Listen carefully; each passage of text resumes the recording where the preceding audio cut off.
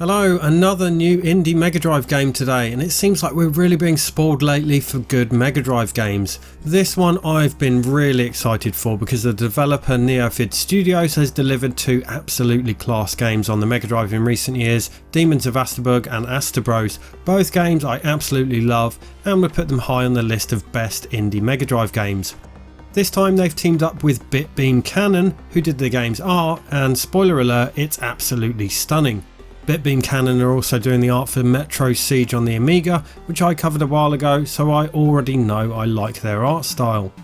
I did back this one on Kickstarter, but this copy is an early press copy kindly sent over by Neofid, so thanks for that. Kickstarter copies are starting to ship, I believe, so you should get yours soon if you backed it.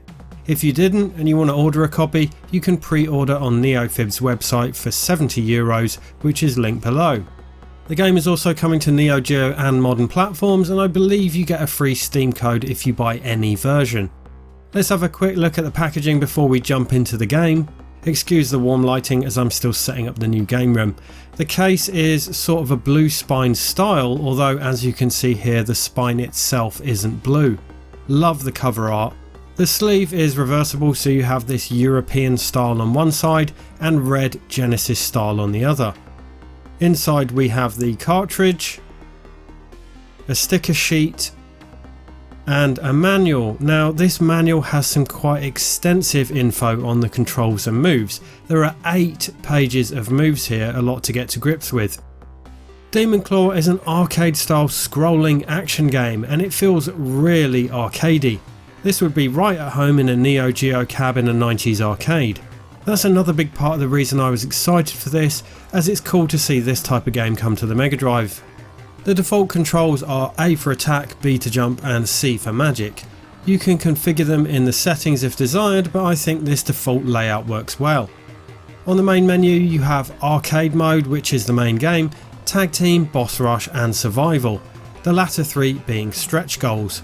Arcade mode has 2 difficulty settings, easy and normal. Training mode on the main menu is hugely helpful, and I recommend playing through it with both characters prior to playing the game proper. There are an absolute ton of moves in this game. The moves are slightly different for each character, but the gist is the same, so while playing through the training with only one character will suffice, I found it useful to do it for both. Plus, playing it twice just solidifies the moves in your brain that little bit more. You can play DaemonClaw as either of the 2 characters, Elric, who wears the game's titular gauntlet DaemonClaw, and Gareth, who you may recognise from Neofid's previous game Demons of Asterburg. Each version of DaemonClaw has its own unique second character, so Gareth is exclusive to the Mega Drive version. I would say it's better to start off with Gareth and then progress to using Elric. Gareth's sword makes it a little easier to keep enemies at bay, but Elric feels like the more experienced choice once you're more au fait with the controls and moves. The DaemonClaw is a magical bracelet that, when it absorbs magic, becomes a powerful gauntlet. Picking up your first magical power up in a level will trigger the transformation. In Gareth's case, it will transform his sword to a more powerful magical version.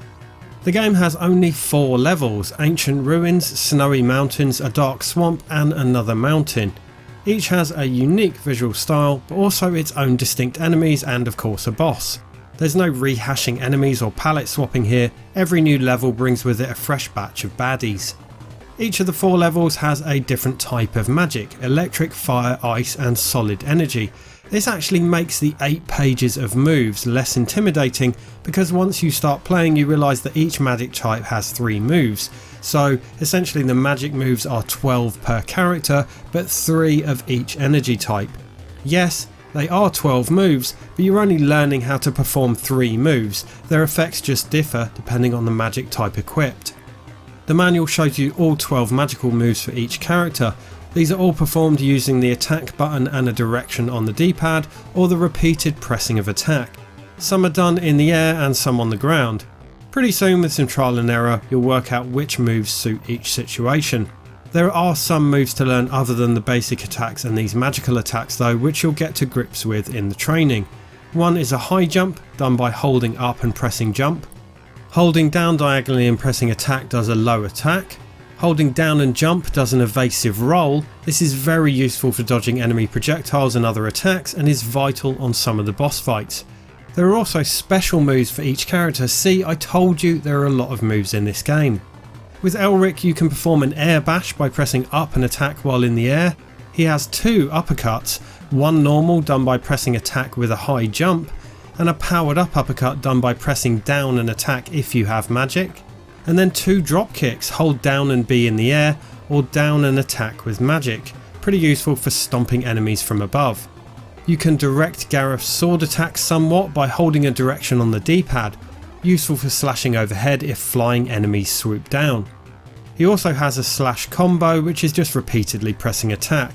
Then there's the upward slash performed by holding down and pressing attack.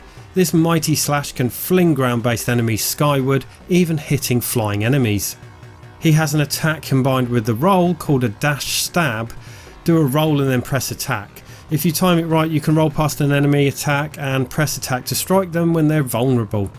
Then he has his own sword based version of the dropkick, a downward thrust, again down and jump or down and attack while in the air. You have 4 hit points indicated at the top left of the screen, and next to that your number of lives.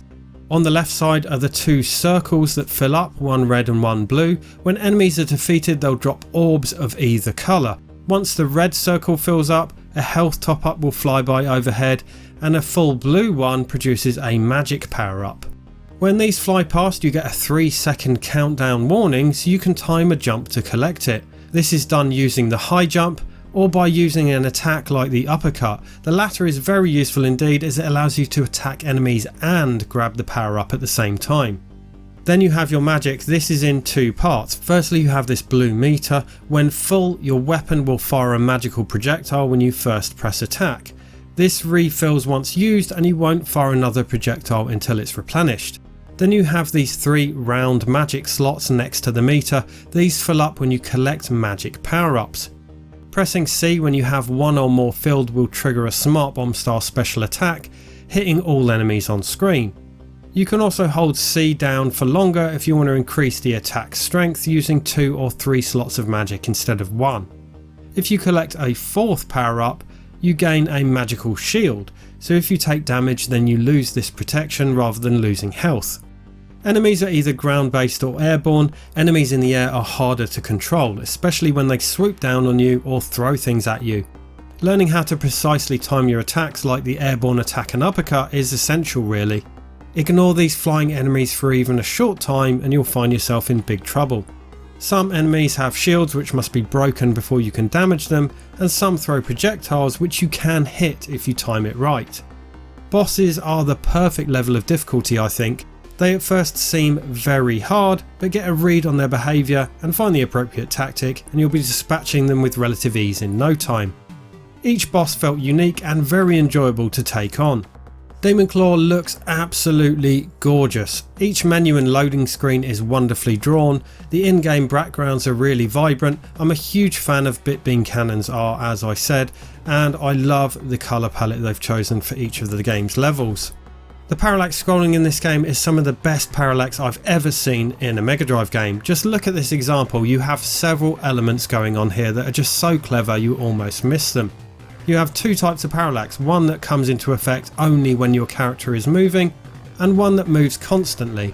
Here you can see that the clouds and water are constantly moving even when you aren't moving the character, but when the screen starts scrolling, other parallax layers come into effect, such as the trees in the background by the mountains and the bushes in the foreground which add a 3-dimensional sense of depth. Absolutely wonderful, I just can't overstate how much I like that. Then you've got other environmental effects like falling snow. It's great. If you're a pixel art fan, you'll be hard pressed to pick faults with DaemonClaw's graphics. DaemonClaw's soundtrack is quite short because there are only 4 levels. What immediately struck me is that it sounds far more like a traditional Mega Drive soundtrack than most indie games we've seen on the console in recent years. That's not surprising when you realise the game's music was composed by industry legend Alistair Brimble. I didn't realise this until I saw his name in the manual. Alistair is a Hall of Famer when it comes to 16-bit chiptunes, and he brings that level of skill to DaemonClaw, delivering an accomplished albeit condensed soundtrack. After each level you get a score for your performance, with bonus points awarded for time and style, and bonuses for not dying or taking damage. In true arcade style, it caters to those wishing to chase high scores. Although DaemonClaw is pretty short with 4 levels, it does have some replayability due to this, plus the other game modes, as well as the appeal of playing as the 2 characters. I think if you treat DaemonClaw like an arcade game, which it is at heart, you'll appreciate it a lot more. So to wrap up, I'm pretty impressed with DaemonClaw. It's something different, it's very arcadey albeit a bit short, and it looks absolutely amazing. It's definitely a game I'll be putting a lot more time into. Let me know what you think of this. Will you be ordering one? Thanks to the devs for sending it over for us to check out, and thank you all for watching.